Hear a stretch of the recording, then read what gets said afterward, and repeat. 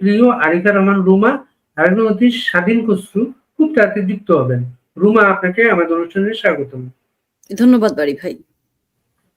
আপনার সাথে আসলে প্লট নিয়ে আমরা কথা বলতে চাচ্ছিলাম।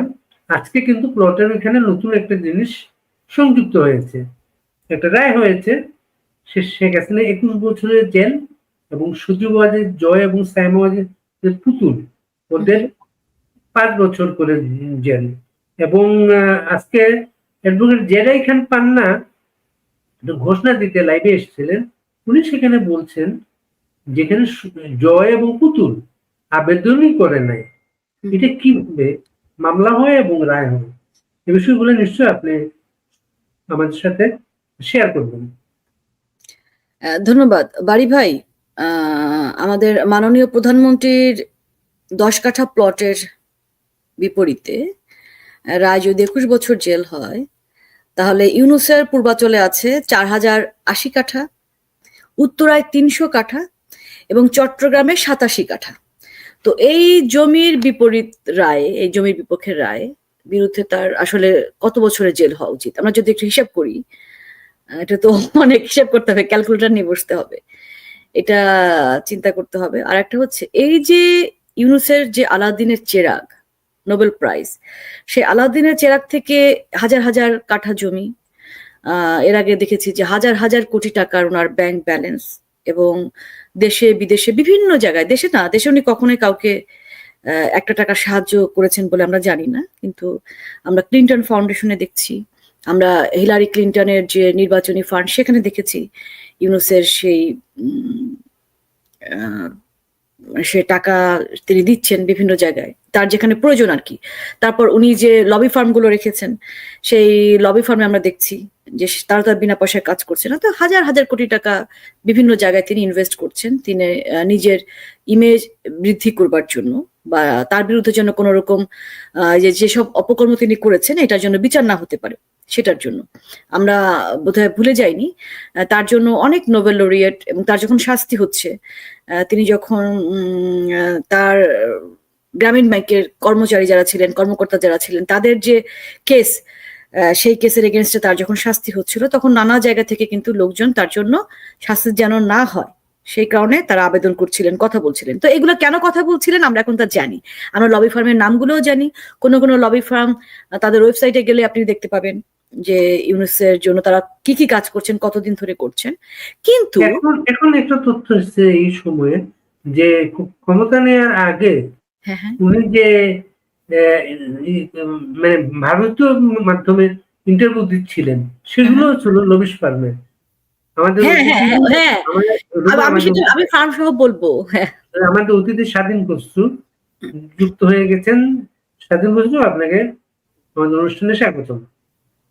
ধন্যবাদ আপনাকে ভাই, আমাকে আমন্ত্রণ জানানোর জন্য শুভেচ্ছা জানাচ্ছি। তো ওই নোবেল নামের যে আলাউদ্দিনের চেরাগ, আপনি দেখেন 2006 সালে উনি যখন যৌথভাবে নোবেল পেলেন, উনি এবং গ্রামীণ ব্যাংক, তো গ্রামীণ ব্যাংকের পক্ষ থেকে ওখানে একই মঞ্চে ওনার সঙ্গে উপস্থিত ছিলেন তাসলিমা বেগম। দেখেন আমরা যদি ভুলে না যাই, একটা নীল কালারের শাড়ি পরা একজন ছিলেন, মাথায় ঘোমটা দেয়া। হ্যাঁ হ্যাঁ, তো সেই নোবেল থেকে আমরা দেখলাম যে ওনার হাজার হাজার কোটি টাকায় যে 4080 কাঠা জমি পূর্বাচল, উত্তরায়, তারপরে উত্তরায় 300 কাঠা, তারপর চট্টগ্রামে 87 কাঠা, এগুলো বেরিয়েছে। কিন্তু তসলিমা বেগমের খবর কি? তসলিমা বেগমকে 2007 সালে ঋণ খেলাপের দায়ে ওনাকে কিন্তু চাকরিচ্যুত করা হয়, এবং আপনি চিন্তা করেন ব্যাংকের পরিচালনা পর্ষদ থেকে তাকে সরিয়ে দেওয়া হয়।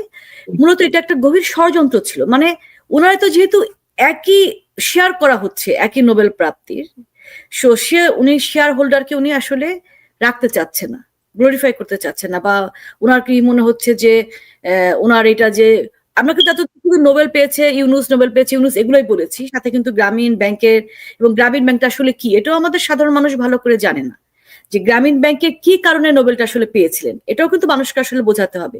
সো তসলিমা বেগম আজকে রাজশাহীর একটা জরাজীর্ণ কুটিরে সে কিন্তু মানবেতর জীবনযাপন করছে। হ্যাঁ, তো একই পীরগাছায় আছে উনি। হ্যাঁ, তো দেখেন আপনি অবস্থাটা কি। তো এই ইউনুসের কোর্ট কি রায় দিচ্ছে, যে আমি হাসলাম না আপনার কথা শুনে, প্রথমে আমি হাসছিলাম, আসলে আমরা হাসি উনার মানে ফাঁসি একবার কেন 100 বার উনি ফাঁসি দিয়ে দেখ, মানে ওনার যা মন চেয়ে উনি তাই করছে। এবং আমার কাছে যেটা মনে হয় বাড়ি ভাই, এর আগে তো নেত্রীর গোল্ড টোল নিয়ে কথা হচ্ছিল না, এটা খুব ইন্টারেস্টিং। প্রথম হচ্ছে বলছেন যে উনার 800 কত ভরি, 32 ভরি, 32তম ধানমন্ত্রী, 32 ভরি গয়না, 32 থাকবে, 832 ভরি গয়না পাওয়া গিয়েছে। তখন আমাদের নেত্রী যখন বললেন যে এই গয়না তো আমার না, তো যদি আমার মনে হয় তাহলে ঠিক আছে, সব করাইল বস্তিতে যাদের বাড়িঘর পুড়ে গিয়েছে তাদেরকে দিয়ে দেওয়া হোক। যখনই এই কথা বলেছে তখনই ওনাদের কিন্তু ভোল পাল্টে গেছে। তখন বলছে যে না না, মালিকানা আসলে আরো অনেককে পাওয়া গেছে, হ্যাঁ ওটা ওনার নাম লেখা আছে, কোনটা পুতুলের, কোনটা আপনার শেখ রেহানার, আবার লেটেস্ট আবার শুনলাম যে কোনটা জয়ের কিছু আছে, ববির কিছু আছে, আরো হয়তো আরো নতুন নাম যুক্ত হবে। এবং সেটা বলতে আবার একজন ব্যাংকার আমাদেরকে বলছিলেন যে পরিমাণ স্বর্ণালঙ্কারের কথা উল্লেখ করা হয়েছে, এগুলো ভোল্ট বা লকারে রাখার মতো না, কয়েকটা আলমারি লাগবে। এবং শুধু তাই না, ধরেন ওগুলো যদি আপনি বার করে করে রাখেন তাহলে হয়তো সম্ভব, যেভাবে হিজিগিজি করা, তো ওইটা ভেরি ডিফিকাল্ট। মানে না, যখনই উনি বললেন যে ঠিক আছে ওগুলো যদি আমার হয়ে থাকে তাহলে দিয়ে দেওয়া হোক, তখনই কিন্তু বলছে যে না এগুলা অমকের অমকের অমকের। এবং এইটা জানাতে ওনাদের 24 ঘন্টা সময় লাগলো। এবং এই ব্যাংকের লকার খোলার কথা কিন্তু আমরা সেপ্টেম্বরে শুনেছি, আর আগেই শুনেছি, কালকেই কেন ডিক্লেয়ার দেওয়া হয়েছে। এবং এই গয়নার কথা 1981 সালে রুমা 2 মাস পরে কেন, এটা আমরা একটু, তার মানে কি বিহাইন্ড দ্য সিন অন্য কিছু আছে। স্বাধীন খসরুর কাছ থেকে আসি। খসরু, আপনার ফ্রেমটা, আপনার মাথাটা একটু উপরে উঠবে। আপনি অনেক আমাদের মাথার উপরের মানুষ, কিন্তু মাথার এখানে নিচে, মানে একটু উপরে, ঠিক আছে। স্বাধীন খসরু, আপনি তো আমাদের সারা বাংলাদেশের মানুষের খুব প্রিয় একজন মানুষ। আপনার ক্ষেত্র যেটা মানুষ পছন্দ করার একটা ক্ষেত্র সেটা।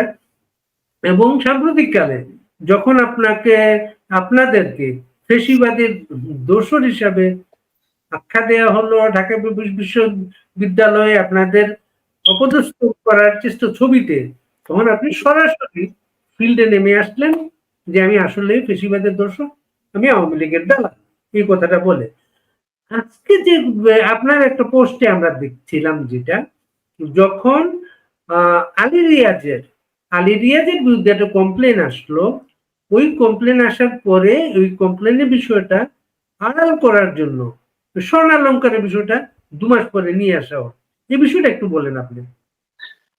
ধন্যবাদ আপনাকে। আমি শুরুতে রুমার কথার সূত্র ধরে আমি একটু কথা বলতে চাই মোস্তফা সরোয়ার ফারুকের বিষয়ে, যে 832 বড়ি কেন হলো। 32 নম্বর বাড়ির থেকে যোগ দেয়া হয়েছে, কিন্তু অরিজিনালি এটা হওয়ার কথা ছিল, এই ফারুকেরই প্ল্যান, এটা কথা ছিল 840। ফারুকের একটা ধারাবাহিক ছিল 420, এইটাও আমাদের এক ছোট ভাই, সে মারা গেছে, ইংল্যান্ডে চলে আসছিল তাদের ভয়ে, ওরই গল্প চুরি করে সেই গল্পটা বানিয়েছিল। তারপরে উপদেষ্টা হওয়ার সাথে সাথেই তার একটা ওয়েব সিরিজ এইটা ফিল্ম হিসাবে চালিয়ে দেয় সিনেপ্লেক্সে, এই বাচ্চা উপদেষ্টাদেরকে নিয়ে। এটার নাম দিয়েছিল 840, 420 যোগ 420, 840। তো এই 832 বড়ি স্বর্ণালঙ্কার হওয়ার কথা ছিল ফারুকের প্ল্যান অনুযায়ী 840। পরে তারা ওই 40 থেকে 32-এ চলে আসে, যে 32-এর সাথে যদি 32 নম্বর বাড়ি যুক্ত করা যায় এইটা আরো কেচি হবে। তো 40 থেকে পরে চেঞ্জ করে 832-এ আসে। তো আমি ঠিক আছে, এখানে আপনি কি জিজ্ঞেস করছিলেন বাড়ি ভাই? যে আলী রিয়াজ তো আপনি বিলাতে আপনাদের অনেক আগের পরিচিত চেনা জানা একটা মানুষ। এখন তো ফুলের মতো পবিত্র হচ্ছে, প্রধান উপদেষ্টার দপ্তর থেকে একটা সনদ দেওয়া হয়েছে, চারিত্রিক সনদ। ভালো একটা মানুষ, যে মানুষটা অভিযোগ করলো, শোনা যায় তিনি গ্রেপ্তার হয়েছেন, তার কোনো খবর আমরা পাচ্ছি না। অভিযোগ করলে বাংলাদেশে এমন হচ্ছে, অভিযোগকারী গ্রেপ্তার হচ্ছেন, আর যিনি অভিযুক্ত তাকে সনদ দেয়া হচ্ছে। এই বিষয়টা আপনি ফেসবুক পোস্টে লিখেছিলেন আপনি। হ্যাঁ, এই যে ধরেন এই যে চারিত্রিক সনদটা কে কাকে দিয়েছে, এমন একজন মানুষকে দিয়েছে, যে যাকে দিয়েছে, যে দিয়েছে তারই কোনো চারিত্রিক কোনো মানে কিচ্ছু নাই, কোনো চরিত্রই নেই, চরিত্রহীনও বলা যাবে না ডক্টর ইউনূসের। সে আবার দিচ্ছে কাকে? আলী রিয়াজকে। এই আলী রিয়াজ লন্ডন থাকাকালীন অবস্থায় এই সমান একটা গল্প কাহিনী আছে লন্ডনে, যেটা ধামাচাপা দেয়া হয়েছিল। তারপরে আলী রিয়াজের এই ঘটনাটা বের হওয়ার আগের থেকেই আমি জানতাম যে প্রথম দিকে শেরাটনে উনি থাকতো। শেরাটনের থেকেই খবর পেয়েছি যে কিভাবে কি হচ্ছে ওই শেরাটনে থাকাকালীন সময়ে। 2018 সালে রাজশাহী ইউনিভার্সিটির এক ছাত্রীর সাথেও এইভাবে শারীরিক নির্যাতনের অভিযোগ উঠেছিল। আরেকজন শিক্ষকের সাহায্যে এটা ধামাচাপা দেয়া হয়। 2016-তে ঢাকা ইউনিভার্সিটিতে একই ধরনের আরেক ছাত্রী নির্যাতনের ইয়ে ছিল, গুজব ছিল, গুজব না, সামিহা টুটু ছিল নাম। ধন্যবাদ আপনাকে। তো এইভাবে আর কত বলবো, মানে ধামাচাপা দেয়া হচ্ছে। আর চারিত্রিক সনদ পেয়ে গেছেন উনি, হয়ে গেছে। প্রথম 2-4 দিন উনার 2 দিন উনার কোনো কথা নেই, কিন্তু ওই মেয়ে যখন ভিডিও বার্তা যখন সামাজিক যোগাযোগ মাধ্যমে ছড়িয়ে পড়েছে, প্রথম নাই কোনো নিউজ পেপারে। আমি কিন্তু ওই যে মাঝে মধ্যে সময় পেলে বাংলাদেশের ওই যে আজকের পত্রিকা, আজকের সংবাদপত্র এইগুলা দেখি। যেই দিন ওই কবির যে ভিডিও বার্তা ফেসবুকে আমি দেখলাম, আমি নিজেও শেয়ার করেছি যে আজকের পত্রিকার কোনো হেডলাইন আসে কিনা। হেডলাইন তো আমি আশাও করিনি আসবে না, কোনো টিভিতেও আসবে না। দেখলাম এই ইস্যুর কোনো খবরই নাই। আজকের পত্রিকা এইটা চ্যানেল, আজকের সংবাদপত্র চ্যানেল আই, যমুনা টিভির দেখলাম এইটাকে কোনো পাত্তাই না, কোনো টিভিতেও না, কোনো কিছু না। 2 দিন পরে গতকালকে দেখলাম আলী রিয়াজের 71 টিভি আর আরো কোন একটা চ্যানেল থেকে করা হয়েছে যে উনি আলী রিয়াজ ওই নারীকে চিনেনি না। আমার কথা হচ্ছে যে উনি নারীকে চিনেন না, তাহলে সাথে সাথে এই ভিডিও বার্তাটা প্রচারিত হওয়ার সাথে সাথে কয়েক ঘন্টার মধ্যে এই নারীকে কেন গ্রেফতার করা হলো? এই নারীর পক্ষে আরেকটা ছেলে, আরেকজন একটা স্ট্যাটাস দিয়েছিল, তাকেও গ্রেফতার করা হলো। ওই সময় আমি দিয়েছিলাম, হ্যাঁ গ্রেফতার তো করা হয়েছে, এখন খেয়াল রাখতে হবে আমাদের, কারণ প্রতিদিন ইউনূস ক্ষমতা দখল করার পর থেকে 30 থেকে 40টা লাশ নদীতে ভেসে বেড়াচ্ছে প্রতিদিন, প্রতিনিয়ত। তো বেশিরভাগ লাশই বেওয়ারিশ হিসাবে গণ্য করা হচ্ছে, নাম পরিচয় পাওয়া যাচ্ছে না। আমার এই স্ট্যাটাসটা ছিল, হ্যাঁ গ্রেফতার করা হয়েছে। এখন আমি অপেক্ষা করছি, আমি অনুরোধ জানিয়েছি আমার অনলাইনে না এমনিতেও আমি অনেককে করেছি যে আমাকে ইনফরমেশনটা আপনারা প্লিজ দেবেন, এই নারীকে কবে কখন, 24 ঘন্টার মধ্যে তো আদালতে হাজির করতে হবে। তো কখন কোন সময় হাজির করা হয়, কোথায় কি, কেউ কোনো কিছু এখন পর্যন্ত 48 ঘন্টা পার হয়ে গেছে, কেউ কিন্তু ওই নারীর কোনো খবর জানে না, কোনো আদালতে করা হয় নাই। আমার লেখাতে ওইটা ছিল যে 24 ঘন্টার মধ্যে যদি আদালতে হাজির করা না হয়, তাহলে ধরে নিতে হবে ওই নদীতে যেইভাবে লাশ ভেসে বেড়ায় ওইভাবে গুম করে এই নারীরও লাশ নদীতে ভাসবে। অথবা আমাদের এখানে একজন দর্শক লিখেছেন, উপদেষ্টা পরিষদ হয়ে গেছে আমাদের ইউনিয়ন পরিষদ, যারা এখন লোকজনকে চারিত্রিক সার্টিফিকেট দেয়। চেয়ারম্যানের কাছ থেকে আমরা সেটা আনি, এবং এটা ওয়ার্ড কমিশনারের কাছ থেকে আর ইউনিয়নের চেয়ারম্যানের কাছ থেকে। এই বিষয়টা যখন আসলো সামনে, তখনই কিন্তু এই স্বর্ণালঙ্কারের গল্পটা আসলো, তারপরে আসলো করাইল বস্তির আগুন, এই বিষয়গুলা। রুমা, এই স্বর্ণালঙ্কারের সাথে এই ঘটনা স্বাধীন খসরু যেটা শেয়ার করলেন আমাদের, আপনি কোনো সংযোগ দেখেন এখানে? হ্যাঁ অবশ্যই, আপনি যখনই দেখবেন ফাঁসির রায় হলো 17 তারিখে, না 17 নভেম্বর, না, 13 তারিখে বলা হয়েছিল। ডেট ঘোষণা হয়েছে যে কবে সরি সরি, আর 17 তারিখে ঘোষণা হয়েছে। এবং 17 তারিখে আমরা দেখলাম যে সবাই যখন আমরা এটা নিয়ে ব্যস্ত, এটা নিয়ে আমরা কথা বলছি, এটা নিয়ে চিন্তা করছি কি হবে না হবে, বিভিন্ন বিশ্লেষণ করছি, গোপনে বন্দর দিয়ে দেওয়া হলো, দুটো বন্দর। যেই বন্দর যেহেতু মোহাম্মদ ইউনূস সে আসলে তার এখতিয়ারের ভেতরে কিনা, সে তো দৈনন্দিন কাজকর্ম করবেন এবং স্বল্প সময়ের জন্য এসেছেন। সেই একটা হচ্ছে 30 বছর, আর একটা বোধহয় 25 বছর নাকি 22 বছর, এরকম লম্বা সময়ের জন্য দিয়ে দেওয়া হয়েছে। এবং কি তাদের শর্ত কি সেটা আবার বাংলাদেশের মানুষ জানবে না, আমরা দেশের মালিক। সেখানে কি চুক্তিতে, সেখানে আবার ব্যাখ্যা দেওয়া হচ্ছে যে আরেকটা যে টাউট আশিক, সে ব্যাখ্যা দিচ্ছে যে এটা পৃথিবীর কোনো জায়গায় এটা ওপেন করা নাই। আপনি ইন্ডিয়াতে ঢোকেন, ওয়েবসাইট গুলোতে দেখেন তাদের যে বন্দর চুক্তি আছে, আপনি 22টার মতো ওপেন দেখা যাচ্ছে যে তাদের কি কি মানে চুক্তি আছে আর কি। সবাই, যে কোনো মানুষ, আমরা বিদেশিরাও জানলে আসলে দেখতে পারবো এরকম। আমরা একটু জুয়েলারি বিষয়ে আসি। যখন নেত্রী ফিরে এলেন 1981 সালে বাংলাদেশে, তো তখনকার যে সরকার, তারা কিন্তু এই কিছু গয়না, এই যা কিছু পাওয়া গিয়েছিল পুরনো গয়না, সেগুলো ওনার হাতে বাক্স করে তুলে দিয়েছিলেন। সেটাও তখন ব্যাপক পত্রিকায় নিউজও হয়েছিল। সেই নিউজগুলো আমার কাছে আছে, সেই প্রিন্টেড কপি। তো সেখানে কোনো জায়গায় লিখেছিল 500 ভরি, কোথাও এরকম। তো উনি নিজে বলেছেনও যে গয়না তো ওনাদের থাকবেই, থাকবে না কেন? উনার নানির গয়না, উনার দাদির গয়না, ফজিলাতুন্নেসা মুজিবের গয়না, নেত্রী নিজেও তো বিয়ের সময় তো সাধারণত আমরা অনেক উপহার পাই, তো সেই গয়না। তারপর শেখ কামাল, শেখ জামাল, তারা যেহেতু শহীদ হয়েছেন, তাদের গয়না তো সব এখানে। শেখ রেহানার গয়না, এই যে এখন ওনারা আবার বের করছেন, ববি, জয়, পুতুল, সবার গয়না। তো সব মিলে তো যে সংখ্যাটা ওনারা দেখাচ্ছেন সত্য মিথ্যা পরের বিষয়, মানে এটা খুব আহামরি বিষয় না আর কি। আপনি পার হেড যদি চিন্তা করেন, তাহলে আমরাও কত টাকার ট্যাক্স দেই, কত টাকার গয়নার ট্যাক্স দেই, কত ভরির গয়নার ট্যাক্স দেই, আমারটাও যদি দেখেন খুব কম হবে না আর কি। এখানে পার হেড যা দেখা যাচ্ছে তার চেয়ে একটু কম না, বরং মনে হচ্ছে একটু বেশি হবে। তো এটা এমন কোনো মানে দুদিন পর পর এটা এনে দেখানোর কিছু নাই। কিন্তু এই যে দেখানো হচ্ছে এখন, 2 মাস পরে, 2 মাস আগে আপনি খুললেন লকার, চাবি আছে তার কাছে, আপনি তাহলে তার মানে ভেঙেছেন, কিভাবে খুললেন? সেখানে আমাদের মাননীয় প্রধানমন্ত্রীর কোনো আইনজীবী উপস্থিত ছিল বলে আমরা জানি না। তাহলে আপনি কিভাবে, কার সাক্ষী কি? আপনি যে লকারটা খুললেন, এই গয়নাগুলো যে তার, নাকি এগুলা আপনারা ঢুকিয়ে দিয়েছেন, নাকি তারগুলো চুরি করে নিয়ে গেলেন, এটারও কিন্তু আপনার কোনো সাক্ষী নাই। এমন তো হতে পারে যে গয়নাগুলোর ছবি দেখেছে এগুলো তো গোল্ড মনে হচ্ছে না, সেগুলো যেন কেমন। আচ্ছা, ছিল অরিজিনাল চুরি করে নিয়েছেন। ইউনূস তো চোর, উনি তো চুরি করে।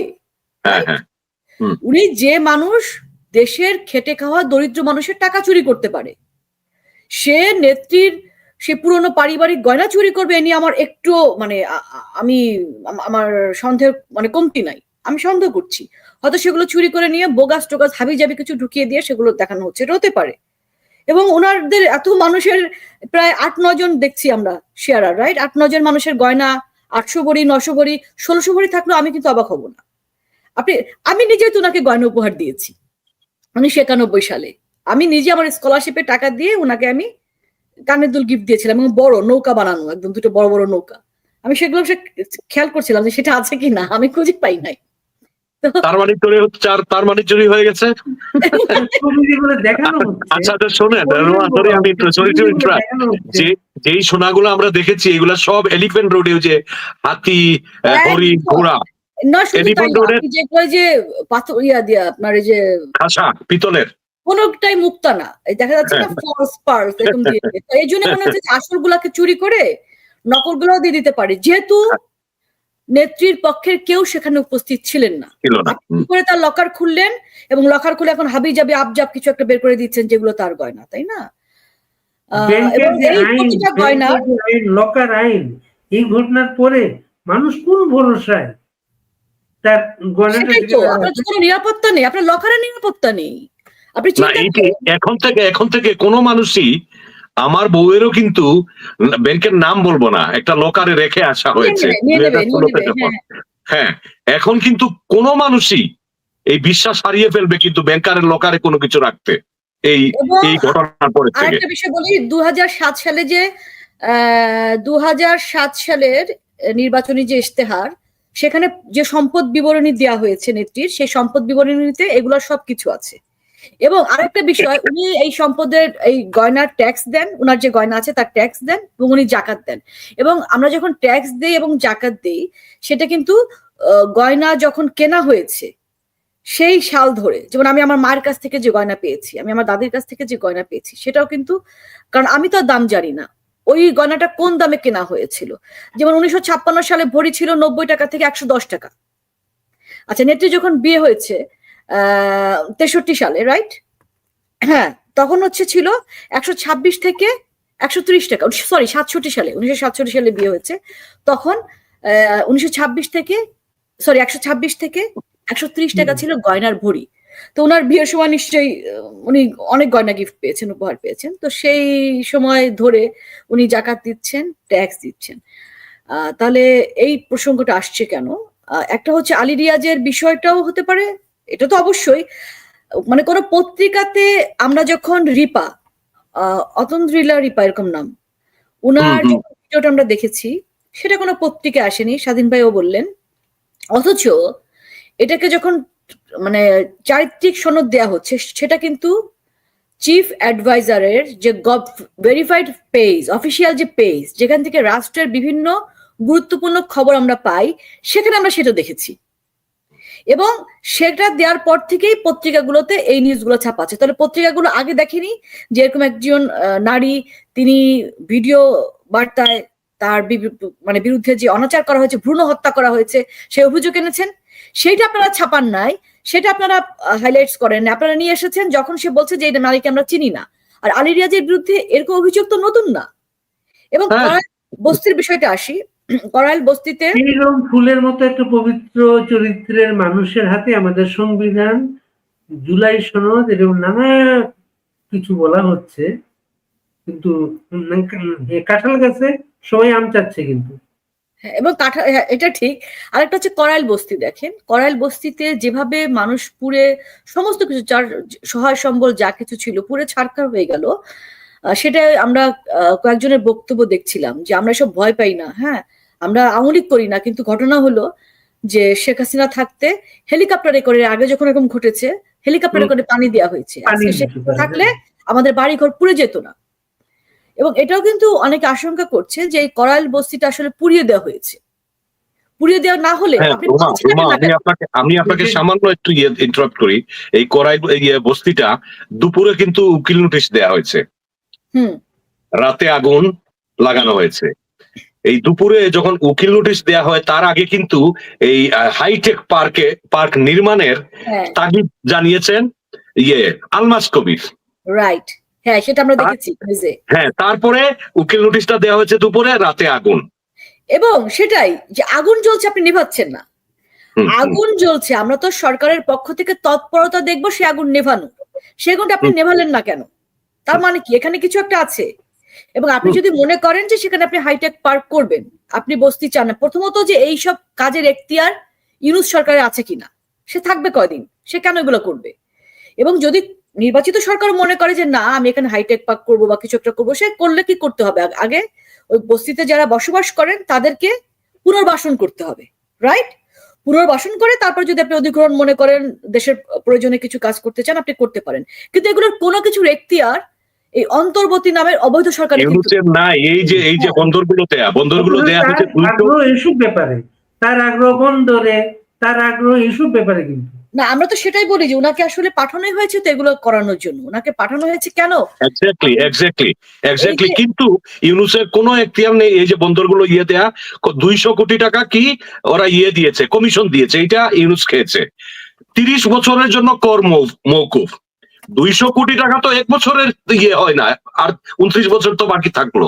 ইউনূসের এখতিয়ারে নেই, এই করিল কিচ্ছু তো নেই। সেটাই। আপনি তো আসছেন, আপনি যদি অন্তর্বর্তী সরকার হন, আপনি একদম রুটিন ওয়ার্ক যেগুলো আপনি সেগুলো করবেন, এর বাইরে তো আপনার একটা কাজও করবার কথা না। আপনি আসছেন এইটুকু সময়ের জন্য, আপনি কি করে এত বড় বড় সময়ের জন্য দীর্ঘমেয়াদী তাড়াহুড়ো করে মানুষের মনোযোগ অন্যদিকে ডাইভার্ট করে, এই যে 17 তারিখ 13 তারিখ যেদিন শেখ হাসিনার রায়, ওই দিন তাড়াহুড়ো করে সাইন করা হয়ে যাচ্ছে, কারণ মানুষের মনোযোগ থাকবে এইদিকে, ওইদিকে কাজটা ছেড়ে ফেলবে। অন্যদিকে চলে যাচ্ছে। রায়টা লাইভ সম্প্রচার করছে বন্দরটা করতেছে গোপনে। এবং শুধু তাই না, আপনি দেখেন যে যে কোম্পানিগুলোকে দেওয়া হয়েছে তাদের বিরুদ্ধে কিন্তু এখন ব্যাপক অভিযোগ আমরা দেখতে পাচ্ছি পত্রপত্রিকাতে বিভিন্ন জায়গায়, যে তাদের নামে কিন্তু একটা নামে হচ্ছে জিবুতি, একটা যে আফ্রিকান যে একটা কান্ট্রি, তারা পরবর্তীতে 3 বছর পরে তাদের এই চুক্তি বাতিল করার জন্য এই কোম্পানির পক্ষ থেকে সেই সরকারের বিরুদ্ধে কয়েকশো মিলিয়ন ডলারের একটা জরিমানা করা হয়েছিল এবং সেই জরিমানা তারা দিতে বাধ্য হয়েছে। আবার আরেকটা কান্ট্রি দেখেছি যে এই কোম্পানির বিরুদ্ধে তারা আবার একটা এলিগেশন নিয়ে এসেছে এবং ঘুষের একটা ইয়ে ছিল, সেখানেও এরকম কয়েকশো 500 সামথিং এরকম মিলিয়ন ডলারের একটা অভিযোগ আছে। এরকম কিন্তু নানা ধরনের অভিযোগে অভিযুক্ত এইসব কোম্পানি, এবং এইসব কোম্পানির এই কাজে আসলে কতটা তারা করতে পারছে বা তাদের আসলে সামর্থ্য আছে কিনা, এইটার জন্য আপনাকে কি করতে হবে, রিলেটেড যারা বিশেষজ্ঞ যারা এই বিষয়গুলো ভালো বোঝে, এটা নিশ্চয়ই আলী রিয়াজের কাজ না, এটা নিশ্চয়ই মোহাম্মদ ইউনূসের কাজ না, তো তাদেরকে এনে যাচাই বাছাই করবেন না। এবং আপনি তো উন্মুক্ত দরপত্র করেন নাই যে 20টা 30টা আসছে আপনি সেখান থেকে একটা পিক করেছেন, তা কিন্তু করেন নাই। তার মানে কি কোন সমঝোতার ভিত্তিতে আপনি তাদেরকে বন্দরটা দিয়ে দিলেন? কোন সমঝোতার ভিত্তিতে? তাও গোপনে মানুষ জানে না, এটা জানানো হবে না, অন্য আরেকটা ক্ষেত্র তৈরি করে। একদম একদম। এবং আপনি যেই বন্দর দিচ্ছেন 30 বছরের জন্য, তাদের সামর্থ্য কতটুকু সেটা আপনি যাচাই বাছাই করতে তো আপনার সময় লাগবে কতদিন, আর তো অল্প সময়ের ভিতরে আপনি কি করে এগুলো দিয়ে দিলেন? তার মানে কি এগুলো দেওয়ার জন্য আপনি ক্ষমতায় এসেছেন, এবং এইগুলোই সংশ্লিষ্ট কান্ট্রিগুলো এই কারণে চুপ।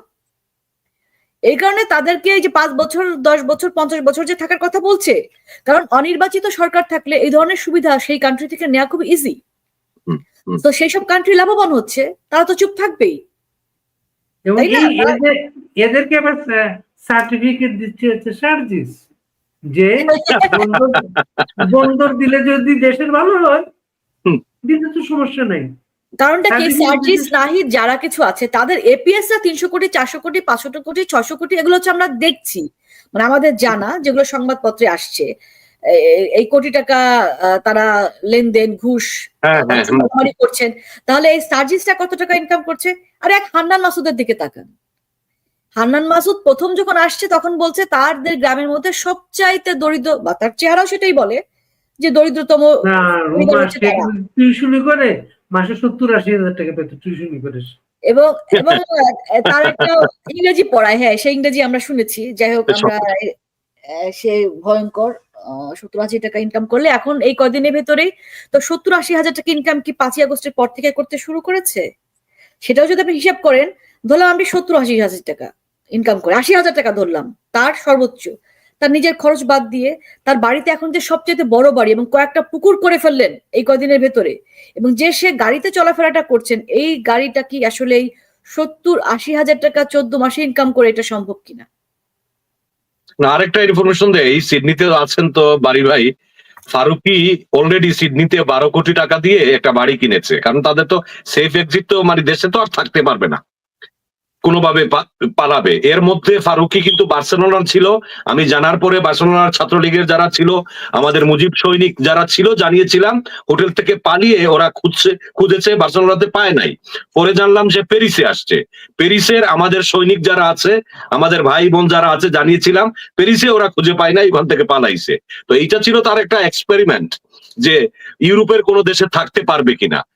তখনও সে সিডনিতে বাড়ি কিনে নাই, পরে দেখছে না ইউরোপ আমেরিকা কোনোভাবে তার সম্ভব না, দেশে তো থাকতে পারবে না, এরপর পালাতে হবে, কোনোভাবে ইউরোপ আমেরিকায় সম্ভব না। শেষ পর্যন্ত তার ছোট ভাই থাকে ইয়েতে সিডনিতে, আর ওই পিনাকির যে যে ভাতিজা একটা থাকে শুভজিৎ, ওদের মাধ্যমে সে এই সিডনিতে অলরেডি একটা বাড়ি কিনে ফেলেছে। আমাদের এখানে তো তত্ত্বাবধায়ক সরকার 3-4 মাসের জন্য বিভিন্ন সময় এসেছে। এর আগে কিন্তু কোনোদিন কোনো গভর্নমেন্টের কোনো উপদেষ্টার বিরুদ্ধে এইসব কোনোদিন শোনা যায় না, কিন্তু এই প্রথম কিন্তু এই জিনিসটা আশিক নজরুলের কথা শোনা যাচ্ছে, অমুকের কথা নানা শোনা যাচ্ছে, সেটা এটা কিন্তু শোনা যায় না। কুড়াইল বস্তির কথাটা দেখেন, ছোটবেলায় এইগুলা হিন্দি সিনেমায় দেখতাম, এখন কিন্তু বর্তমানে হিন্দি সিনেমায় এই সাবজেক্ট গুলো আর আসে না।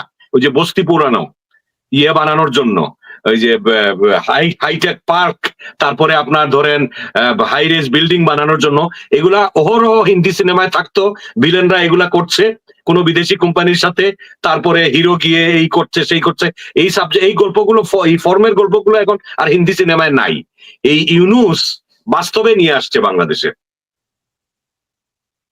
রুমা, জয় বিবিসিকে একটা ইন্টারভিউতে বলেছেন, সজীব ওয়াজেদ জয়, যে আমরা যাতে নির্বাচন করতে না পারি এর জন্য এইসব রায় দেওয়া হচ্ছে।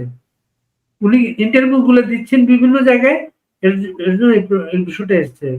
পুতুল তো কোনোদিন বাংলাদেশে কোনো পর্যায়ে কোনো রাজনৈতিক আলোচনায় ছিলেনও না। অটিজম নিয়ে কাজ করেন, বিশ্ব স্বাস্থ্য কাজ করেন। পুতুলকেও যখন নিয়ে আসা হয়, আগামীতে বঙ্গবন্ধু পরিবারকে টার্গেট করা দেখেন আপনি। 1975 সালে শিশু রাসেলকেও কিন্তু হত্যা করা হয়েছিল, শেখ রাসেলকে। বোঝেন না?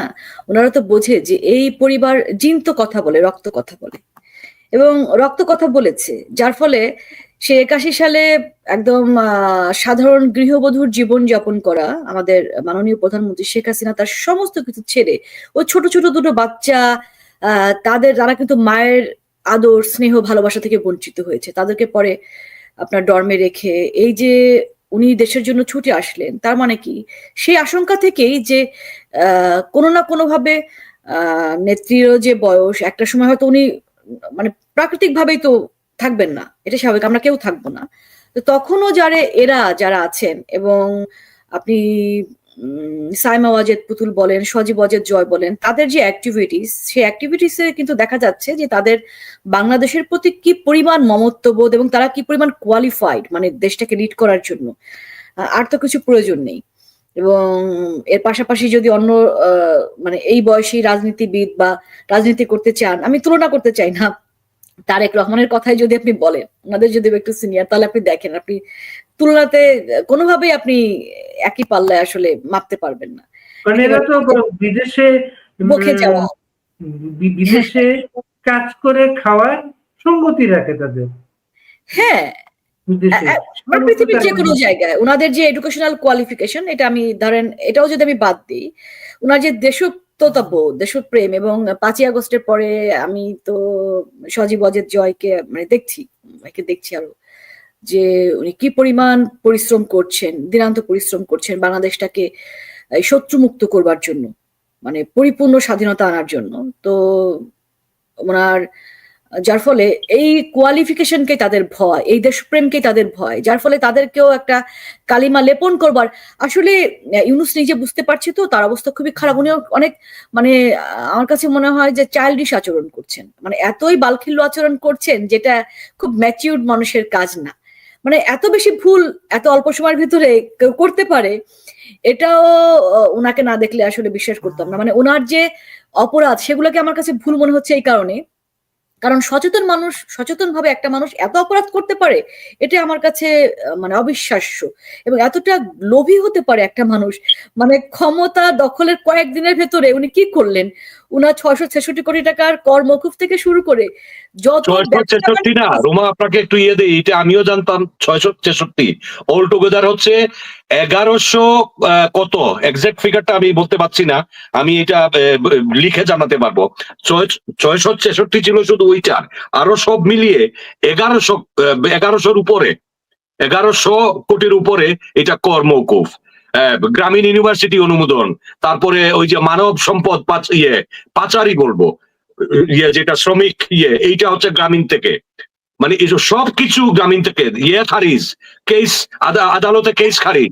আমার প্রশ্ন হচ্ছে, এখন একটা প্রশ্ন করতে চাই, তারেক জিয়া মা অসুস্থ, আল্লাহ না করুক উনি বয়স্ক, 2 বারের প্রাইম মিনিস্টার, উনি বাংলাদেশে হসপিটালে, তারেক জিয়া যাচ্ছেন না কেন? এত সৌহার্দ্যপূর্ণ ইউনুস তারেক জিয়ার সাথে মিটিং করতে লন্ডন চলে আসলো, বসলেন, তারেক জিয়া মায়ের পাশে যাচ্ছেন না কেন?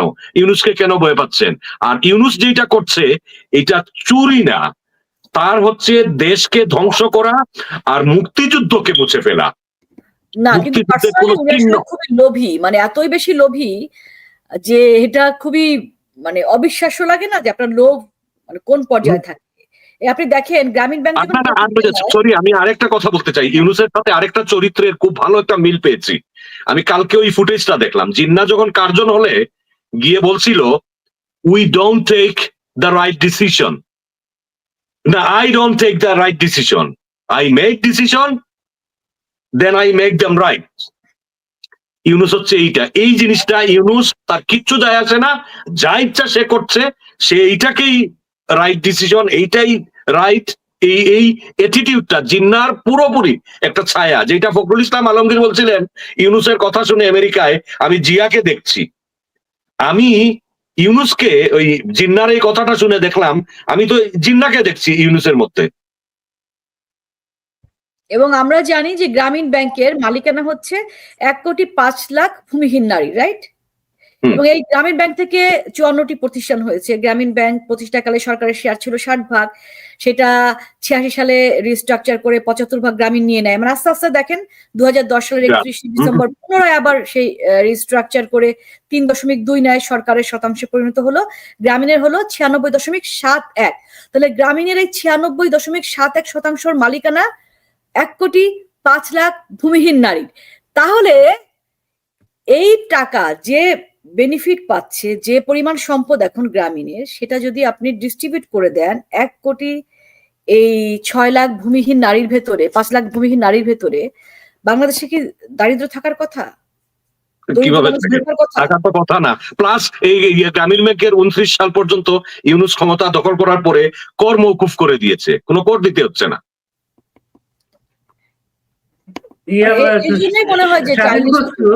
একটা অন্য প্রসঙ্গে আসি, আপনাকেও সতর্ক করা হয়েছে। তাজুল আজকে বলেছেন 24-এর গণঅভ্যুত্থান যেটা তারা বলেন, সেটাকে যদি আপনি তথাকথিত বা সকল্ড বলেন, এটা কিন্তু রাষ্ট্রদ্রোহের শামিল অপরাধ হবে। না, এইটা তো যেটা 24-এর যে এটা আন্দোলন না, এটা তো হচ্ছে সন্ত্রাস। এইটা ছাত্র জনতার ছিল না, ধোকা দিয়ে মেটিকুলাস প্ল্যান ইউনূসের। এইটা ছাত্র জনতার আন্দোলনের নামে রাষ্ট্রদ্রোহিতা, রাষ্ট্র ক্ষমতা, রাষ্ট্রযন্ত্রকে বিকল করে সন্ত্রাসের মাধ্যমে শেখ হাসিনার পতন, রাষ্ট্রের ক্ষমতা দখল। এটা তো অফকোর্স রাষ্ট্রদ্রোহিতা। এটা কোনো আন্দোলন ছিল না, এটা মোটেই ছিল না। এখানে ছাত্রও ছিল না, জনতাও ছিল না। এটা জাতিকে ধোঁকা দিয়ে তাদেরকে বলছেন রাষ্ট্রদ্রোহ অপরাধ করেছে, আর তারা আপনাকে আজকে শাসাচ্ছে। আপনি যদি সকল বলেন, আপনার খবর আছে। আমার তো খবর আগেই তারা করে ফেলেছে, বুঝছেন, খবর আছে। মানে এইটা তারা অনেক ধরনের ওয়ার্নিং থ্রেট পাই যে কোনো জায়গায় সব জায়গায় দৌড়ের উপরে রাখবে। তা আমি বললাম, তা আমি তো কোনো জায়গায় বেশিক্ষণ বসে থাকি না, আমি এমনিই দৌড়ের উপরে থাকি। আরেকটা বিষয় আপনার কাছে স্বাধীন খসরু, আপনি যেহেতু এটা নিয়ে খুব অনলাইনে খুব অ্যাক্টিভ একটা মানুষ, অ্যাডভোকেট যেটা পান না, তিনি আজকে অনলাইনে এসে নিজেকে প্রত্যাহার করেছেন যে সবাই ক্ষুব্ধ হয়েছেন, উনি আর লড়বেন না। থেকে যেহেতু ফোন করেন না, তিনি বলছেন উনি মামলা লড়বেন। এ নিয়ে আপনার প্রতিক্রিয়া জানতে চাচ্ছি আমরা। আমি বাড়ি ভাই প্রথমেই বলবো, আজকে লাইভে আমি উনার লাইভ দেখি না, উনাকে আমি এখন I can take him anymore, আমি মানে সহ্য করতে পারি না। তো আমি লোকজন আমাকে ফুটেজ লাইভের লিঙ্ক পাঠিয়েছে, সারমর্ম যেটা বুঝলাম, বিবিসির ওই যে নিউজ পোর্টালেও আমি দেখলাম, বিবিসি বাংলা নিউজ ওরাও করেছে যে উনি যেহেতু শেখ হাসিনা যোগাযোগ করেন নাই, উনি আর শেখ হাসিনার পক্ষে লড়বেন না। তো আমি শুধু বিবিসি নিউজ পোর্টালের ওইখানে একটা কমেন্টও দিয়েছি যে আপনাকে কে বলছিল লড়তে, আর কে এখন প্রথমত বলছিল কে? এই লোকটা, আমি যদি এইটুকু বলি যে এইটা কেন, এইটা তো আমি উনার যেই দিনই শুনলাম যে শেখ হাসিনার পক্ষে উনি লড়বেন, ওই দিনই আমি লিখেও ছিলাম যে এটা হচ্ছে এই মেটিকুলাস প্ল্যানের আরেকটা ডিজাইন। কারণ গত রায়টা যেটা দিয়েছে, বাদীপক্ষ জামাত, আসামি পক্ষের আইনজীবী জামাত, কোর্ট জামাত, প্রসিকিউটর জামাত, তত্ত্বাবধায়ক সরকারের প্রধান উপদেষ্টা জঙ্গি ইউনূস জামাত, সবই জামাত ছাড়া ওখানে ইভেন বিএনপিও নাই, কেউ নাই, সব জামাতের। এভরিথিং, যেটা শেখ হাসিনার ফাঁসির হাস্যকর একটা রায়। তো এইটা বললাম, এইটাকে একটু আইওয়াশ করার জন্য, একটু গুরুত্ব বাড়ানোর জন্য তারা এইবার এই ইউনুস জঙ্গি দখলদার এই জেডাই পান্নাকে পুতুল হিসাবে নিয়েছে। উনি স্বঘোষিত হয়ে গেলেন ডিফেন্স লয়ার। ওই সময় আমি লিখেছিলাম যে আপনাকে তো শেখ হাসিনা যোগাযোগ করেন নাই, নিয়োগও দেন নাই, তা আপনি কেন? আমি লাইভও একটা ছোট্ট একটা রিলও বানিয়েছিলাম, ভিডিও ক্লিপস, যে এইখানে আপনি গত 15ই অগাস্ট আপনি আপনার ভেরিফাইড ফেসবুক পেজে আপনি লিখলেন যে আমি আরেকজন কে যেন ছিল, উনাকে নিয়ে উনি বঙ্গ জাতির পিতার প্রতি শ্রদ্ধা জানাতে 32 নম্বরে যাবে 15ই অগাস্ট উনি বলল। আমি বিশ্বাস করেন ব্যক্তিগতভাবে এত উজ্জীবিত হয়েছিলাম, মানে এত ভালো লাগলো, আমি ওনার এই স্ট্যাটাসটা শেয়ার করলাম, এই জেডাই খান পান্নার। শেয়ার করার সাথে সাথে লোকজন আমাকে জানাতে শুরু করলো, ভাইয়া এটা অলরেডি উনি সরিয়ে ফেলেছে, এইটা উনি মিথ্যা বানোয়াট, উনি আবার অস্বীকার করছে উনি নিজে লেখে নাই, উনার নিজের লেখা ছিল, আমার কাছে এখনো স্ক্রিনশট আছে, এই আছে। এই উস্কানি দিয়ে উনি বললেন এখানে আমরা কি দেখলাম, একজন সাধারণ মহিলা গিয়ে লাঞ্ছিত হলো, একজন রিক্সাওয়ালা গেল ফুল দিতে, তার এই রিক্সা চালিয়ে যে টাকা উপার্জন করে ওই টাকা দিয়ে। আর ফুল কত এক্সপেন্সিভ, ফুল কিন্তু সস্তা না। একটা যেই ফুলটা কিনেছে রিক্সাওয়ালা, তার 2 বেলা হয়তো ভাত খাইতে পারতো এটা দিয়ে। সে ফুল দিতে গিয়ে তাকে গ্রেফতার করা হলো, তারে হত্যা মামলার আসামি করা হলো, পরে চাপে পড়ে কি কারণে পরের দিন অবশ্য তাকে খালাস দেয়া হলো। কিন্তু খালাস মুচলেকা দিয়ে তারে এখন মধ্যে রাখা হচ্ছে, ওয়াচডগ রাখা হচ্ছে। এইটা হলো প্রথম ধাপটা জেডাই খান পান্নার উস্কানিমূলক। তখন থেকে ওনার প্রতি আমার সন্দেহটা বাড়ছিল। সেকেন্ডটা হলো কি, ঢাকা রিপোর্টার্স ইউনিটি উনি একটা সভা ডাকলো, সভা ডেকে এইখানে লতিফ সিদ্দিকী সহ ঢাকা ইউনিভার্সিটির একজন প্রফেসর, অনেক গণ্যমান্য ব্যক্তি ছিলেন, একজন সাংবাদিক। 71 মঞ্চতে কই ফুল দেয়াটাই, ফুল দেওয়ার কথাও ছিল 15ই অগাস্ট জাতির পিতার প্রতি। উনি পরে গেল না, বললো উনি এটা করে নাই, উনি লিখে নাই, মানুষকে, নিরীহ মানুষকে বাঁচালো। সেকেন্ড হচ্ছে এই 71 মঞ্চ থেকে আবার রিপোর্টার্স ইউনিটিতে এই যে সভাটা, এই সভায় যখন মব সন্ত্রাসীরা গিয়ে ঢুকে মানুষকে অপদস্থ করছে, লাঞ্ছিত করছে, ভার্বালি গালাগালি করছে, শারীরিকভাবে নির্যাতন করছে, পুলিশ আসলো, এসে এই মব সন্ত্রাসীদেরকে না ধরে এই গেস্ট অতিথিদেরকে অ্যারেস্ট করলো। প্রথমে পুলিশ জানালো কি যে না, আমরা উনাদেরকে অ্যারেস্ট করি নাই, আমরা শাহবাগ থানায় নিয়ে যাচ্ছি উনাদের নিরাপত্তার জন্য। ওখান থেকে ডিবি অফিসে। শেষে জানলাম কি, 71 মঞ্চ থেকে যিনি এই সভাটি আহ্বান করেছেন, দেখেছেন, যার কথায় এই অতিথিরা আসছেন, যারা উপস্থিত ছিলেন সবাই, জেডাই খান পান্না হাইকোর্টের বারান্দায় বসে উনি ফেসবুক লাইভ করছেন ওই সময়, কিন্তু সভা ডেকেছেন উনি 71 মঞ্চ থেকে। উনি তো নেই, উনি ফেসবুক লাইভ করতেছেন, কোনো কাজেও না, ফেসবুক লাইভে আছেন উনি। গেল এইটা। এবার আজকের লাইভে বলেছেন উনি একটু বোকা মানুষ, কিন্তু উনি বিক্রি হওয়ার মতো না, উনি এইটা বলেছেন সেটা। রুমা আপনি আবার আপনার কাছে একটু আসি, আপনি এই যে আজকে যে রায়টা হলো, সাজার রায়, এইটা কি প্রতিক্রিয়া করতে পারে আগামী দিনের আওয়ামী লীগের নেতা কর্মী? কারণ ওরা কিন্তু এই দুই বঙ্গবন্ধুর উত্তরসূরি হিসেবে জয় পুতুল, এদেরকে খুবই সম্মানের চোখে দেখে, ভালোবাসার চোখে দেখে। এটা কি তাদের নতুন একটা আগুনে কি ঘি ঢালা হলো এখানে? আমার কাছে যেটা অবজারভেশন আমার, যে যত বেশি এই ধরনের নিপীড়নমূলক আচরণ করা হচ্ছে, তত বেশি সাধারণ জনগণের, মাননীয় প্রধানমন্ত্রী জননেত্রী শেখ হাসিনা বা যে এখন নতুন করে আবার মঞ্চে আবির্ভূত করানো হলো সজীব অজেদ জয়, সামি অজেদ পুতুল আপা, এদের প্রতি আরো ভালোবাসা আরো বাড়ছে দিনকে দিন। আপনি 5ই আগস্টের পরে ধরেন জুলাই, আগস্ট, সেপ্টেম্বরে যে সিনারিও ছিল, দেশের মানুষের যে চিন্তাধারা ছিল, আপনি দেখেন, এটা আমি বললে হয়তো বলবেন যে আচ্ছা তুমি তো আওয়ামী লীগের তো তুমি বলতেই পারো। উনারাই নিরপেক্ষভাবে উনারা একটা যাচাই করে দেখুন, উনারা নিজেরা জানে বলেই আমরা এখন শুনছি যে বিভিন্ন জায়গায় তারা কে কোথায় সেফ এক্সিট নিবে, কে কোন দেশে পালাবে সেই চিন্তা ভাবনা করছে। বা এই যে এত তড়িঘড়ি করে এত চুরি, মাননীয় প্রধানমন্ত্রী তার একজন স্টাফের বিরুদ্ধে অভিযোগ এনেছিলেন, উনি নিজেই বলেছিলেন 400 কোটি টাকা, তাই না, 400 কোটির কথা বলেছিলেন 16 বছরে। এবং সেটা কিন্তু কোনো সংবাদপত্র বলেনি প্রথমে, ওনার কাছ থেকে শুনেই কিন্তু বিভিন্ন পত্রিকায় উনি সেটা তুলে ধরেছিলেন। উনি ওনার দলীয় নেতাকর্মীরা কোনো অন্যায় অপরাধ করলে সেটা কিন্তু উনি লুকিয়ে রাখেননি, উনি সেটা নিজেই শুধুমাত্র শাস্তি দিতেন তাই নয়, তাকে চাকরিচ্যুত করতেন তাই নয়, তাকে সামাজিকভাবেও মানে মানুষকে জানাতেন যে হ্যাঁ উনি এই চুরিটা করেছে বা ওই অন্যায় কাজটা করেছে। অথচ আমরা দেখছি যে এত তড়িঘড়ি করে এক একজন 300 কোটি 400 কোটি টাকার মালিক হচ্ছে, এপিএস টেপিএস সব, এবং এটা নিয়ে কিন্তু কোনো বিচার হচ্ছে না, এটা নিয়ে তারা কোনো কথা বলছে না, কিচ্ছু না। হ্যাঁ, কারণটা হচ্ছে কি একদম ছোট থেকে শুরু করে বড় পর্যন্ত, সিনিয়র মোস্ট পর্যন্ত এই চাঁদাবাজির ভাগটা পাচ্ছে। আমরা যে গুলশানে চাঁদাবাজিটা দেখলাম, এবং পরবর্তীতে এই আসিফই তো যে হাঁসের মাংস খেয়ে বেড়ায়, আসিফ না রাতের বেলা হাঁসের মাংস খেতে, তো তার সাথে কিন্তু সম্পৃক্ত, এটা নিয়ে কিন্তু কোনো যাচাই করা বা ঠিক আছে চেঞ্জ করে দেয়া বা তাকে অব্যাহতি দেওয়া এরকম কোনো কিছু আমরা দেখি নাই। কারণটা হচ্ছে নগদ জাপা হাত পেতে নাও, যত দ্রুত সম্ভব যত বেশি টাকা চুরি করব, কারণ তারা জানে যে তারা আসলে পালাবে।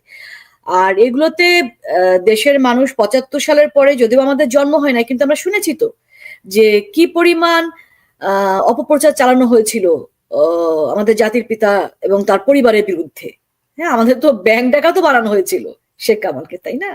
তো সেগুলো কোনো কিছু মানুষ জানে যে কি পরিমাণ মিথ্যাচার করা হয়েছে, এবং এখনো যা করা হচ্ছে। আপনি শুধুমাত্র এই গয়নার লকারটাই দেখেন না, তুমি ভাই পেয়েছো 2 মাস আগে, তুমি একা একা চুরি করে সে গয়না খুললা কেন? সেখানে কেন কোনো প্রতিনিধি ছিল না? মানে এই গয়নাও তোমাকে চুরি করতে হবে? চিন্তা করে দেখেন যে গয়না চুরি করতে হবে। মজার ব্যাপার রুমা, ওই যে গয়নার আমরা ভিডিও গুলা যেগুলো করেছিল তারা, সেগুলো এখন আসছে, যে সাইজ দেখানো হলো লোকারের যে সাইজ এবং যে পরিমাণ গয়নার কথা বলা হলো, এটা এক্সপোজ হয়ে গেছে। যেমন দেখাচ্ছে অল্প, যেটুকু দেখেছি সেটা অনেক কম। বলছে 832 ভরি না, কিন্তু 832 ভরি তো দেখছি না, আমরা দেখছি তো অনেক কম। গয়না গেল কোথায়? এবং ওগুলো তো মনে হচ্ছে না যে ওগুলো সেই ওনাদের সেই গয়না, কারণ কি সেইগুলো তো এলিফ্যান্ট রোডের যে খাসার ফেরি করে বিক্রি করে না, গ্রামে ফেরি করে গয়না বিক্রি করে ভাই অনেক আগে থেকেই। তো সেই টাইপের সেই স্ট্যান্ডার্ড লাগছে, এগুলো মনে হচ্ছে না যে অরিজিনাল, কোনটাই অরিজিনাল গয়না না। জুম করে করে দেখছিলাম কিছু যেগুলো গোল্ডই না, কিছু আছে যেটা গোল্ড না। হ্যাঁ, এবং ছোট ছোট বাচ্চার। আপনি আবার জুম করতে গেছেন কারণ আপনার গিফটটা খুঁজছিলেন সিরিয়াসলি, কিন্তু সত্যি আমি খুঁজছিলাম যেটার মধ্যে আমারটা আছে কিনা। তার মানে আপনি প্রমাণ পেয়ে গেছেন আপনারটা যখন নাই, তার মানে এই যে ভালোবাসা, এইটা তো আপনি একটু রুমে সিম্বল, এটা সারা বাংলাদেশের স্কলারশিপের টাকা দিয়ে, আমার স্কলারশিপের টাকা দিয়ে আমি প্রথমে আমার দাদিকে একটা শাড়ি কিনে দিলাম, তারপরে ওনাকে আমি একটা কানের দুল বানিয়ে দিলাম, যেটা এবার আমার মাকে, আমি 3 জনকে গিফট দিয়েছি, আমার মাকে গিফট দিয়েছিলাম। আচ্ছা রুমা, আপনার কাছে আবার আসবো আমরা, আপনার কাছে গোপালগঞ্জ সর্বপ্রথম জানার চেষ্টা করবো। স্বাধীন বসু, আপনার এখন আমরা যেটা বুঝতে পারি, যেটা গণভবনটা যেদিন লুট হলো, গণভবন লুট হলো, বিভিন্ন টেলিভিশন চ্যানেল লাইভ করার কারণে আমরা সবাই মিলে দেখলাম যেটা গণভবন থেকে নানা কিছু নিয়ে গেছে মানুষ, হাঁস নিয়ে গেছে, গাছ নিয়ে গেছে, নানা কিছু নিয়ে গেছে। কোন একটা দামি জিনিসপত্র কিন্তু দেখি নাই কিন্তু গণভবনে। হ্যাঁ, কোন একটা দামি জিনিসপত্র আমি দেখিনি গণভবন। সেই যে গণভবন থেকে কিছু দামি জিনিসপত্র দেখানো গেল না, এর জন্য কি এই গয়না গল্প এটা এখানে? না, আমার মনে হয় না। দামি ওইগুলা তারা আগেই চুরি করে ফেলেছে, আর যারা এইগুলা দেখানোর জন্য এটা লাইভ করা হয়েছে ওইগুলা তারা ওখান থেকে আগেই চুরি করে ফেলেছে। এখন তো কিচ্ছু নাই। এই সুদি ইউনুস, দখলদার ইউনুস, এইটারে আবার সে বানিয়ে ফেলেছে, মিউজিয়াম বানিয়ে ফেলেছে। চুরিটা, সে তো চোর, সে আগেই চুরি করে ফেলেছে। আর এই গয়নাটাও যেটা রুমা বললেন, যে আসলে আমার কাছেও মনে হয়েছে এটা ফারুকি, তো ভিডিও টিডিও সব ফারুকিই করেছে। করাই বস্তিতে এইভাবে আগুন দেয়া, একইভাবে সবকিছু করা, এগুলা এলিফ্যান্ট রোড থেকে ওই যে ফেরি করে বিক্রি করে, এইগুলা কোনোটাই শোনা না। এইগুলা এইখান থেকে ওইটা চুরি করে ফেলেছে। আর আর চোর তো এই শফিক যে আছে, শফিক, সে তো রাষ্ট্র ইউনুসের পিছে পিছে থাকে, যেইখানে যা পায় সেইটা পকেটে, এইটা ভিতরের খবর আমি বলছি, চুরি করে। তার এই চুরি অভ্যাসটা ছোট থেকে। এইগুলা দামি কোনো জিনিসই গণভবনের তারা ওই সময় চুরি করে ফেলেছে, এগুলা রেখে দিয়েছে। না শফিক সর্বশেষ যেটা বলেছেন গত 10 দিনের ইয়েতে বোঝা গেল আওয়ামী লীগ নাই, আওয়ামী লীগ থাকলে তো কিছু করতো, আওয়ামী লীগ নাই।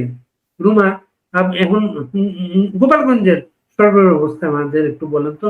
আপনি গোপালগঞ্জের নিয়ে সব খবরগুলো আপনার কাছে সবার আগে আসে।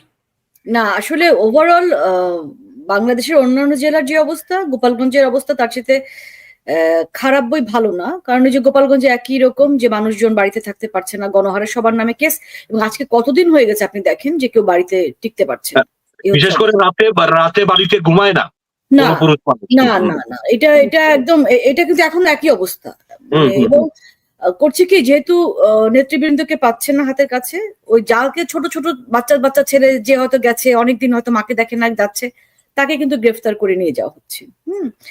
আর মানে কিন্তু এতেও মানুষের সবচেয়ে জিনিসটা অদ্ভুত, যে একটু মনোবল ভাঙে নাই। আপনি দেখেন না যে কিভাবে সবাই মানে প্রকাশ্যে আসছে, কথা বলছে। এই যে গতকাল আমাদের 3 জনের গ্রেফতারের কথা শুনলাম যেখান থেকে, এবং যারা বাড়িতে গিয়েছিল, এবং তারা কিন্তু কোনো পোস্ট পজিশনও নাই, কিছুই নাই, মানে সাধারণ মানুষও বাড়িতে থাকে না। আমি আসলে একটা কথা আর একটা বার আমি বলি এই খসরু ভাইয়ের সাথে অ্যাড করে, সেটা হচ্ছে যে মাননীয় প্রধানমন্ত্রী যে পারিবারিক ব্যাকগ্রাউন্ড তার, ওনার বাড়িতে গোপালগঞ্জ, তাদের যে মানে আমি অনেক আগের কথা বলছি, ধরেন 100 বছর 150 বছর আগের যেগুলো আমরা শুনেছি বা দেখেছি চোখে, ধরেন ভগ্নস্তূপ তো দেখা যায়, সেটা তো চোখে দেখতে পাচ্ছি। আর যেহেতু খুব সবাই সবার পারিবারিক খবর জানি, আমাদের জেলা তো খুব ছোট, তো ওনারা যথেষ্ট সচ্ছল পরিবারের, মানে পারিবারিক ভাবে অনেক অনেক আগের থেকেই বনেদি মুসলমান পরিবারের মেয়ে উনি, তো তাতে ওনাদের গোল্ড থাকবে এটা খুবই স্বাভাবিক। এবং মানে এবং যে পরিমাণ বলা হচ্ছে 800 কেন, আমি বললাম না যে 1600 ভরি হলেও তো আমি অবাক হতাম না। তো সেই জায়গায় এখন যে গয়নাটা দেখানো হচ্ছে, যে আমি যেটা বলছি যে এটা আসলে চুরি করে, এবং চুরি করে ফলস কিছু গয়না ঢুকিয়ে দিলে আমি অবাক হব না একটু। আর এই গোপালগঞ্জ, এই যে তো গোপালগঞ্জের গয়না, নানির গয়না, দাদির গয়না, সবই গোপালগঞ্জের গয়না। এই তখন তো আর আমারও কিন্তু গোপালগঞ্জে অংশীদারিত্ব আছে রুমা, কারণ আমার শ্বশুরের দেশ, শ্বশুর বাড়ি কিন্তু গোপালগঞ্জ। আচ্ছা, আপনি হয়তো আমার শ্বশুরকে চিনবেন, কাজলাতে বাড়ি, উনি রাজশাহী ইউনিভার্সিটির হিস্ট্রির প্রফেসর ছিলেন, প্রফেসর ফারুকুজ্জামান, হয়তো চিনতে পারেন। হ্যাঁ হ্যাঁ, ঠিকই আছে, আমরা কথা বলবো এটা নিয়ে। তো যে অবস্থা, বাড়ি ভাই, একা তো জনপ্রিয়তা কমার বদলে দিন দিন আরো বাড়ছে। কারণ আপনি যত বেশি অত্যাচার করবেন এবং অন্যায় করবেন একজনের বিরুদ্ধে, এটা আমাদের কিন্তু মানুষ হিসাবে ধর্ম, যে দেখবেন যে একজন অন্যায় করছে না, তার প্রতি যখন মানুষ জুলুম করছে, তখন তার প্রতি আরো মমত্ববোধ মানুষের বেড়ে যায়, এবং তাকে রক্ষা করা সাধারণ মানুষের দায়িত্বের মধ্যে চলে আসে। এখন আমাদের মাননীয় প্রধানমন্ত্রী এবং তার পরিবারকে রক্ষা করা, তাদের সমস্ত কিছু, তাদের যদি আপনি বলেন সম্মান রক্ষা করা, তাদের মানে এই যে তাদের যে বাংলাদেশের যে বিচরণ করার ক্ষমতা, সেই অধিকারকে রক্ষা করা, এগুলো আমাদের সাধারণ মানুষের, প্রতিটা মানুষের দায়িত্ব এসে পড়েছে, দায়িত্ব হয়ে গিয়েছে। যেই পরিবারের কারণে আজকে আমরা স্বাধীন বাংলাদেশের নাগরিক, যেই পরিবারের কারণে আমরা সারা বাংলাদেশে আমরা একটা সবুজ পাসপোর্ট পেয়েছি, যেই পরিবারের কারণে আমাদের লাল সবুজের পতাকা বিশ্ব দরবারে পথ করে উঠছে, সেই পরিবারের আজকে এরকম পরিস্থিতি, ওনাদের যা ইচ্ছে তাই করবে সেই 71-এর প্রতিশোধ নেবার জন্য, আর আমরা চুপ করে বসে থাকবো, এবং মানে এটা হতে পারে না, এটা অসম্ভব। সাধারণ মানুষ যাচ্ছে, সাধারণ মানুষ এটা এখন আর বঙ্গবন্ধুর পরিবার হিসাবে দেখছে না, বাংলাদেশ হিসাবে দেখছে। সম্মিলিত ভাবে হয় কি, আমরা এখনো কিন্তু স্ক্যাটার্ড, মানে ইন্ডিভিজুয়ালি করছি, একজন কথা বলছে, একজন কথা বলছি, এখান থেকে প্রতিবাদ করছে, ওইভাবে না। এই মানুষগুলোকে আসলে এক হয়ে যেতে হবে। এইটা যদি হয়, তখন দেখবেন যে এটা হতেই হবে, এটা হবে। হচ্ছে। আমি রুমা একটু শেয়ার করি। আমি 87-এর 21শে ফেব্রুয়ারি ওই বাড়িতে আমি প্রথম যাই।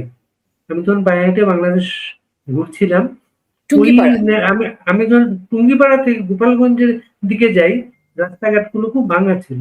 আমার তখন একটাই প্রশ্ন উঠেছিল মনের ভেতর থেকে, যে লোকটার কারণে বাংলাদেশের জন্ম, অনেক মানুষের জীবনের রাস্তা হয়ে গেছে, তার বাড়িতে যাওয়ার কোনো ভালো রাস্তা নাই। সেদিন আমার মনে হচ্ছিল সেই বাড়িতে সেদিন বৈকুণ্ঠ নামে একজন কেয়ারটেকার থাকতেন। মারা গেছে। একজন টুরিস্ট পেয়ে ওই রাত্রে তার সাথে ছিলাম। উনি আমাকে ডিম ভাজা করে খাইয়েছিলেন রাতের বেলা। তার কাছেই কিন্তু গল্পগুলা শুনেছিলাম। সেই বাড়ি, সেই মানুষ, সেই বাংলাদেশ। আজকে ওই আমি টেলিভিশন অনুষ্ঠানে দেখি এনসিপির নেতারা বলে ৩২ নম্বর নেই কোনো বাংলাদেশের ঐতিহ্য বা কোনো সিম্বল না, এমন একটা কথাও বলে। তাহলে বোঝেন যে ও আসলে কিসের বীজ, ও কোথা থেকে এসেছে। এই কথা যে বলতে পারে, আপনি শুধুমাত্র কি বলবেন যে সে মানে জ্ঞানহীন, শুধুমাত্র জ্ঞানহীন?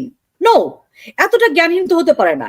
একটা 9 বছর 10 বছরের বাচ্চাও জানে 32 নম্বর কি। ও জানে না, ও জানে না, ও জানে। রুমা বাড়ি ভাই আমাকে ফিরিয়ে দিল। ও জানাতে চায় না। 32 নম্বরের ছোট্ট একটা আমার পার্সোনাল একটা আমি গল্প বলতে চাই। আমার মেয়ের বয়স ছিল তখন 2.5 বছর। প্রার্থনা, আমার 2 মেয়ে এখন ইউনিভার্সিটিতে যাচ্ছে এই বছর থেকে। তাকে আমি ছবিটা, স্টিল ছবি আছে 32 নম্বরের, 15ই অগাস্ট ছিল। আমি ওকে বঙ্গবন্ধুর বাড়িতে 32 নম্বর নিয়ে দেখাতে যাই। তখন আমার বউয়ের ছিল, কোথায় যাচ্ছ? বললাম 32 নম্বরে। যে ওকে নিয়ে যাচ্ছ কেন? আমি বললাম না, ওকে এখন থেকেই, ছোট থেকেই 32 নম্বরের সাথে আমি সম্পৃক্ত করতে চাই, দেখাতে চাই। আমি ওকে, আমার তখন সেই ছিল, এখন আমার 2 মেয়ে। তোরে আমি নিয়ে যাই।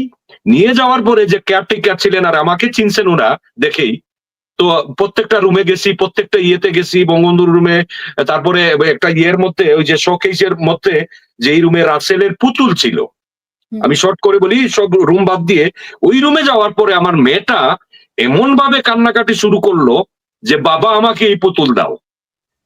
আমি কোনোভাবে তাকে বুঝাতে পারি না। টাকা দিচ্ছি, চকলেট ছিল হাতে দিচ্ছি, যে বাবা এক্ষুনি গিয়ে পুতুল কিনবো, এই করবো। শেখ জামালের রুমে জামালের রুমে শেখ রাসেলের ওই যে গ্লাসের ভেতরে রাসেলের পুতুল, খেলনা আরো কি যেন ছিল, সেই পুতুলটা আনার জন্য ওখানে যারা ছিলেন কর্মচারী, কেয়ারটেকার থেকে শুরু করে ওকে কোলে নিয়ে অনেক কিছু করে আদর টাদর দিয়েও কেউ বুঝাতে পারলেন না।